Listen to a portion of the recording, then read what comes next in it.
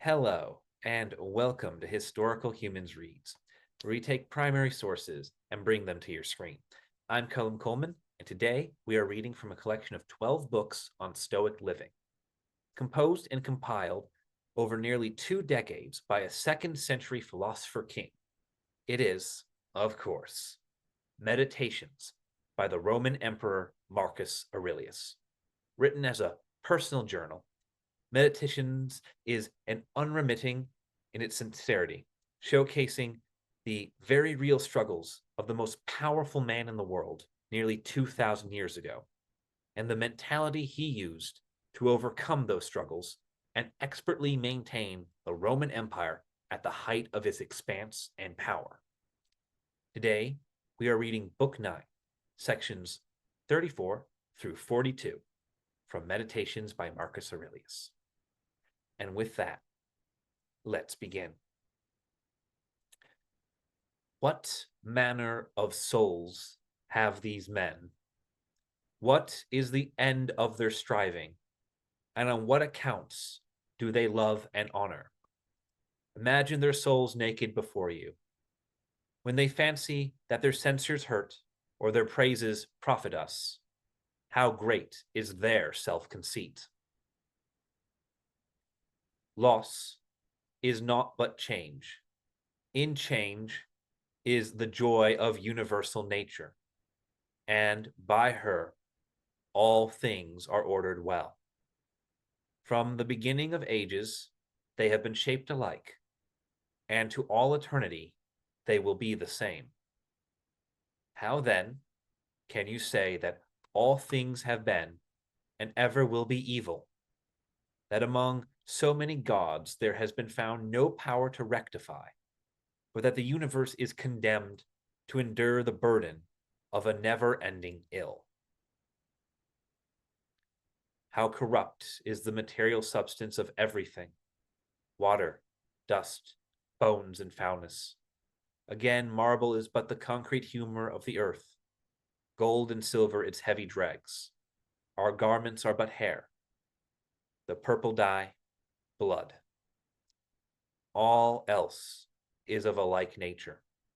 Breath, too, is just the same, ever changing from this to that. Enough of this wretched life, enough of repining and apish trifling. Why are you so disturbed? Are any of these troubles new? What excites you so? Is it the cause? Then view it well. Is it the matter? View it also well, because besides these, there is nothing. Wherefore, at last act, with more simplicity and goodness towards the gods, whether you look on this spectacle for 100 years or for 3, it is the same. If he has done wrong, the evil is with him. And perhaps, too, he has not done wrong.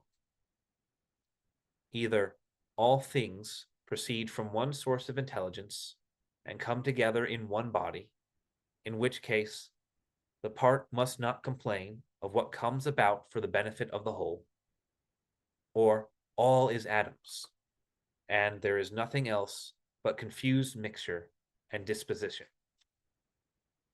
Why, then, are you disturbed? Say to your soul, thou art dead, thou art rotten, thou hast turned to beast, joined the herd, and dost feed along with them.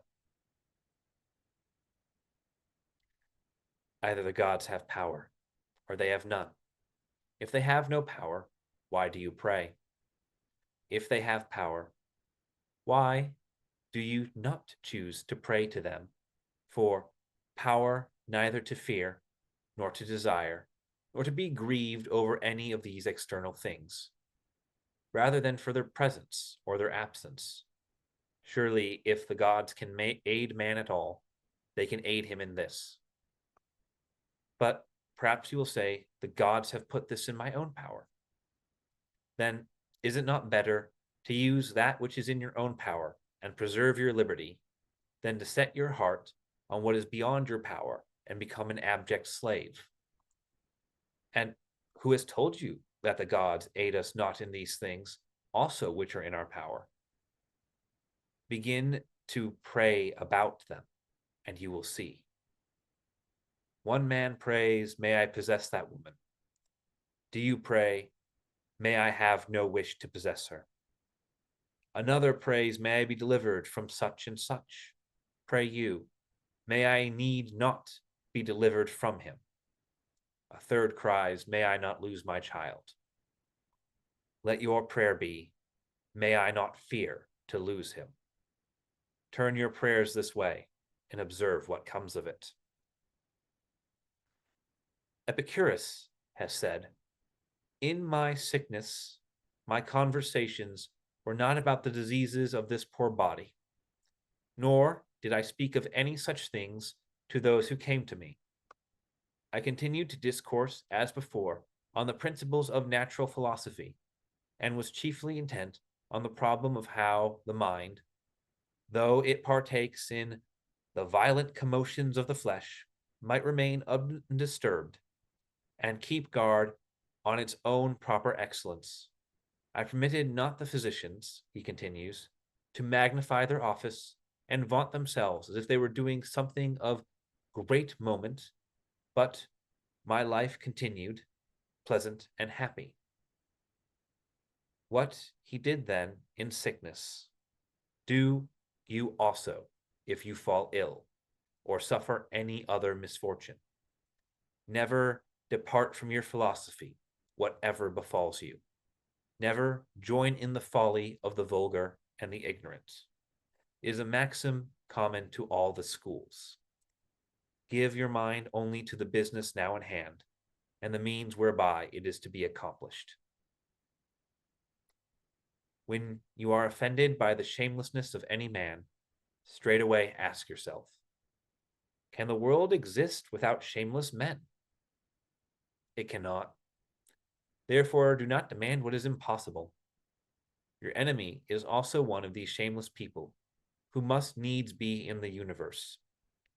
Have the same question also at hand when you are shocked at craft or perfidy or any other sin. For, while you remember that it is impossible that the class should not exist, you will be more charitable to each particular individual. It is useful also to have this reflection ready.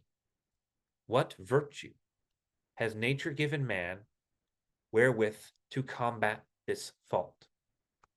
Against unreason, she has given meekness as an antidote. Against another weakness, another power. You are at full liberty to set right one who has wandered. Now, every wrongdoer is missing his proper aim and has gone astray. And then, in what are you injured?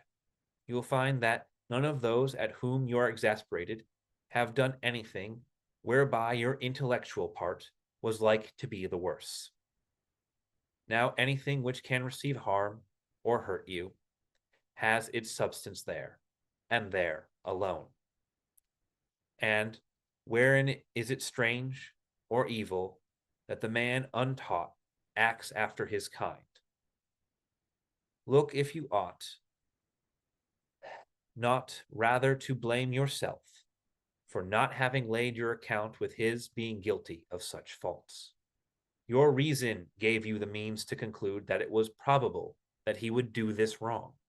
You forgot, and yet wonder that he has done it. But above all, when you are blaming anyone for faithlessness or ingratitude, turn towards yourself.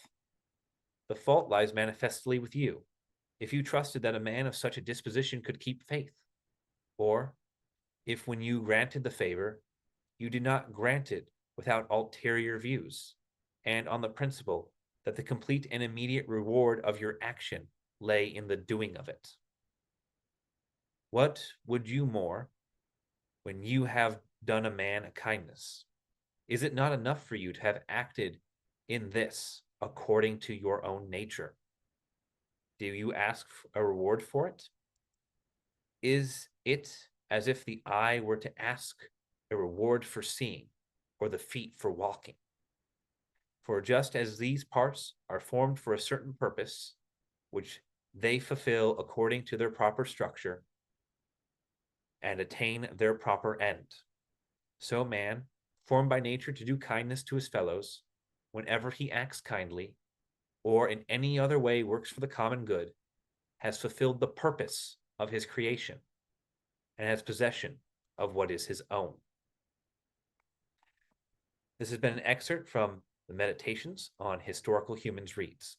If you enjoyed this video and would like to hear more excerpts from original texts, please subscribe to be notified of the next one. If there's a work you would like to hear, be sure to like this video and leave a comment listing it below. Thank you for listening.